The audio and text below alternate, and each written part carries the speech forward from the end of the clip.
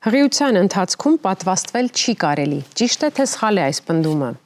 Երկու տարբերակն էլ կա։ Իրականում հղիության ընթացքում պատվաստվել կարելին չի կարելին կախված է պատվաստանյութից, այսինքն եթե պատվաստանյութը պարունակում է կենդանի վիրուսներ կամ բակտերիաներ, ապա այդ պատվաստանյութը հակացուցված է ստանալ հղիության ընթացքում, սակայն գրիպի պատվաստանյութը ոչ միայն կարելի, այլ նաև ցանկալի է ստանալ, քանի որ այն չի պարունակում կենդանի վիրուսներ, այդ վիրուսները պատվաստանյութում ինակտիվացված են եւ կանխարգել են գրիպի վիրուսով վարակումը հղիության ընթացքում։ Շատ լավ,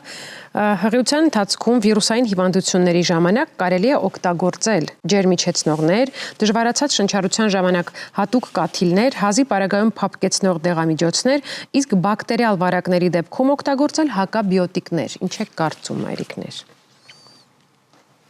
Կրկին կա եւ ճիշտ է եւ սխալ է տարբերակը։ Դեղամիջոցների կիրառումը որքանով է ցուցված կամ հակացուցված հղիներին։ Ցանկացած գանգատի արկայության պարագայում, որ անհանգստացնում է հղիին, նա պետք է դիմի մանկաբարձ գինեկոլոգին ու տվյալ նշված վիճակների դեպքում, այո, տվյալ դեղամիջոցները կարելի է օգտագործել, սակայն որոշները հակացուցված են հղիության ընթացքում, այդ պատճառով անհրաժեշտ է ապարտադիր բժշկի ցուցումով օգտագործել նշված դեղորայքը։